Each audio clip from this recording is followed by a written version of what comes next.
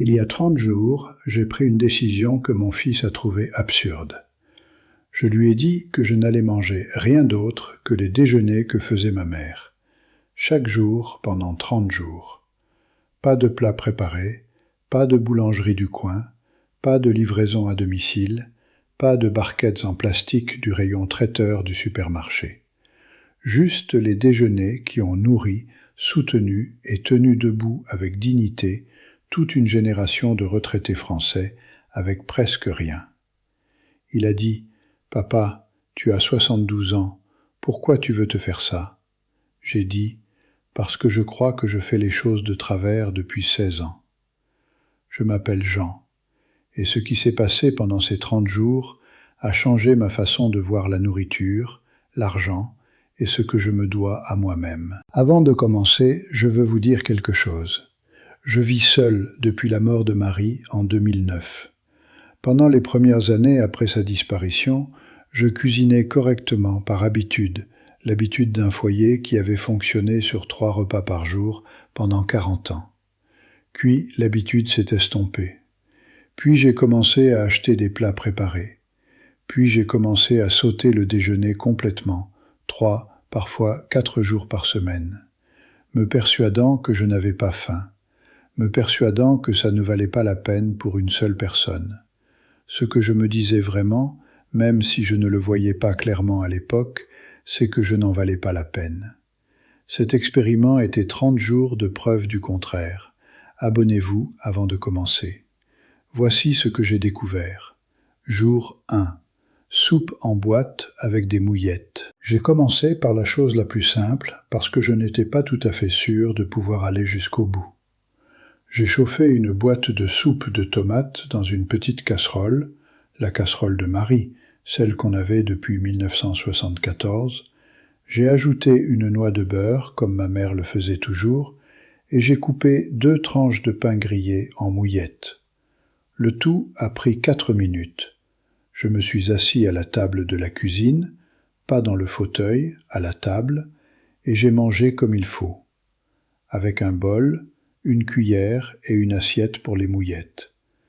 Comme le déjeuner devrait être mangé. C'était meilleur que dans mon souvenir, non pas parce que la soupe avait changé, parce que je lui avais accordé toute mon attention pour la première fois depuis des années. Je suis resté assis à la table de la cuisine pendant 10 minutes après avoir fini, simplement assis dans cette cuisine silencieuse. J'ai réalisé que je ne me souvenais pas de la dernière fois où j'avais mangé assis à une table à midi. Pendant des années, j'avais mangé debout à l'évier ou dans le fauteuil devant la télévision, traitant le fait de manger comme quelque chose dont il fallait se débarrasser plutôt que l'éprouver. Coût, 71 centimes. Jour 3, tartines de fromage et cornichons. Au 3e jour, je commençais à comprendre quelque chose. Ces déjeuners ne demandaient presque rien de moi. Pas de planification, pas de longues courses, pas de décisions compliquées, mais ils me donnaient quelque chose en retour. L'acte de les préparer, si simple soit-il, était lui-même le point. Être debout à la planche à découper. Couper le pain épais comme je l'aimais, pas fin comme dans une sandwicherie. Choisir les cornichons plutôt que la moutarde. Décider d'ajouter une 2e tranche de comté parce que j'en avais envie. Ces petites décisions s'additionnaient pour former quelque chose qui ressemblait à de l'autonomie. Comme avoir le contrôle de quelque chose de petit, mais de réel. Comme être assez important pour avoir un avis sur l'épaisseur du fromage. Coût, 59 centimes. Jour 5. L'œuf en tasse. Celui-là m'a complètement arrêté. J'avais totalement oublié que ça existait. Un œuf mollet, cueilli à la cuillère dans une tasse, haché grossièrement avec un couteau à beurre, une noix de beurre, du sel et du poivre mélangés, des morceaux de pain déchirés et incorporés jusqu'à ce que tout devienne un gâchis chaud, œufcé et beurré dans une tasse. Je me suis tenu au comptoir de la cuisine et j'ai mangé en pensant à ma grand-mère de Lyon qui mangeait ça chaque jour de sa vie adulte sans jamais le considérer comme un déjeuner insuffisant. Chaud, nourrissant, 4 minutes et 11 centimes. J'ai appelé mon fils ensuite pour lui en parler. Il n'avait jamais entendu parler de l'œuf en tasse.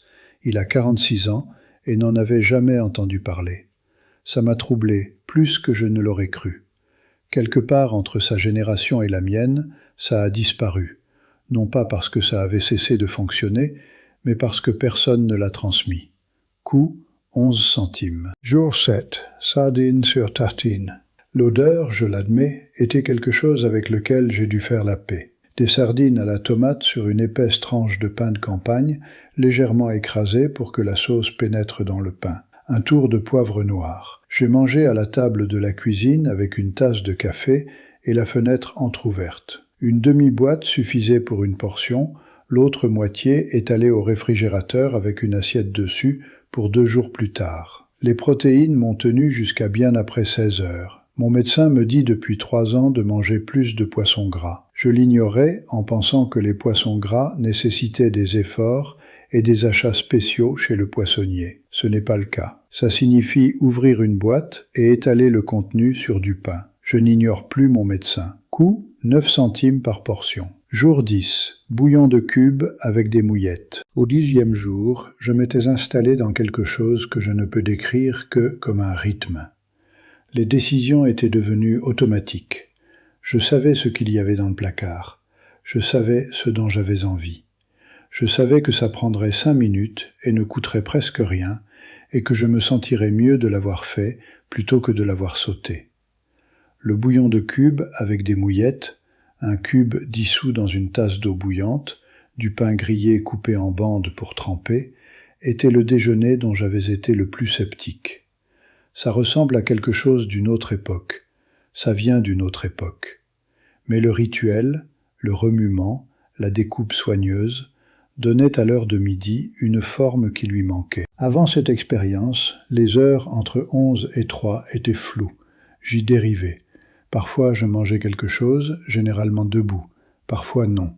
Le bouillon avec les mouillettes prenait 5 minutes et coûtait 19 centimes et faisait de midi quelque chose. Un point fixe dans la journée qui m'appartenait. Coût, 19 centimes. Voici la première chose que j'ai découverte au 10e jour. Je n'avais pas sauté le déjeuner une seule fois. Pas une seule fois en 10 jours. Avant cette expérience, je sautais le déjeuner 3 ou 4 jours par semaine, me persuadant que je n'avais pas faim, que ça ne valait pas la peine pour une seule personne. Ce que je faisais vraiment, c'était me persuader que je n'en valais pas la peine. Ces déjeuners m'ont entièrement enlevé cette excuse. Quand le déjeuner prend 4 minutes et coûte moins d'1 €, la seule raison de ne pas le faire est qu'on ne croit pas le mériter. J'ai découvert que je le méritais. Ça semble une petite découverte. Ce n'était pas une petite découverte. Jour 12. Rillettes sur tartines grillées. 2 tartines grillées, un pot de rillettes du Mans étalé généreusement, une tasse de café à côté. Je n'avais pas mangé de rillettes depuis des décennies. J'avais supposé, sans jamais le vérifier, qu'il était en quelque sorte indigne d'un homme de mon âge et de mon expérience de manger quelque chose d'aussi simple. Ce n'était pas indigne, c'était franchement bon. Savoureux et satisfaisant d'une façon qui n'avait rien à voir avec la sophistication, et tout avec le fait d'avoir faim à midi et de manger quelque chose de réel. Coût, 48 centimes. Jour 14. Croûte au fromage avec tomate. Des tranches de comté sur du pain, une tranche de tomate dessus, un tour de poivre, 2 minutes sous le grill, jusqu'à ce que le fromage fonde sur la tomate et que les bords dorissent. J'ai fait ça un mardi froid de janvier, quand le chauffage était tombé en panne et que la cuisine était froide et que tout semblait plus difficile que ça ne devrait l'être. C'était la meilleure chose que j'avais mangée toute la semaine. Non pas parce que c'était compliqué, parce que c'était chaud et savoureux et réel et que je l'avais fait en 4 minutes avec des choses déjà dans le réfrigérateur. Je n'avais pas besoin d'une appli de livraison. Je n'avais pas besoin d'un plat préparé. J'avais besoin d'un peu de fromage, d'une tomate et d'un grill. Coût, 53 centimes. Jour 17. Tartines de graisse d'oie du confit du dimanche. Je n'avais pas mangé de tartines de graisse depuis environ 1985. J'avais un peu de graisse de canard conservée du confit du dimanche précédent dans un bocal à côté de la cuisinière, comme ma mère l'avait toujours fait, comme sa mère l'avait fait avant elle. Je l'ai étalé sur du pain grillé chaud, avec une pincée de fleur de sel, un café fort à côté. Je me suis assis dans la cuisine et j'ai mangé sans trop penser. Ça avait le goût de tous les dimanches que j'ai jamais eus. Ça avait le goût d'une cuisine pleine, quand la cuisine, c'est maintenant juste moi. Ça avait le goût de quelque chose que ma grand-mère faisait sans y penser 2 fois, et que j'avais cessé de faire pendant 40 ans, pour aucune meilleure raison qu'on m'avait appris quelque part que ce n'était plus une chose à faire. Ça n'a presque rien coûté. Je suis resté assis là un moment après avoir fini. Voici la deuxième chose que j'ai découverte au 17e jour. J'avais commencé à attendre le déjeuner avec plaisir. Je veux que vous compreniez ce que ça signifie quand on a passé 16 ans à traiter le déjeuner comme une contrariété. L'attendre avec plaisir, désirer vraiment l'heure de midi, penser à ce que j'allais préparer, savoir que ce serait simple et pas cher et bon, c'était quelque chose que je n'avais pas éprouvé depuis très longtemps. Ces déjeuners me donnaient quelque chose de petit à planifier au milieu de journées qui peuvent sembler grandes et ingérables. Jour 20. Pain dans le lait chaud. Je veux être direct avec vous sur ce jour. C'était une journée difficile.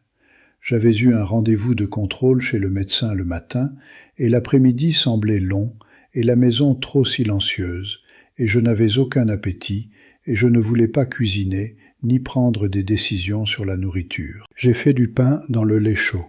Une épaisse tranche de pain déchirée en morceaux, couverte de lait chaud de la casserole, une cuillerée de miel arrosée dessus. Je l'ai portée au fauteuil et mangé avec la radio allumée. Elle ne demandait rien de moi. Elle descendait facilement. Elle était chaude. Elle coûtait 17 centimes.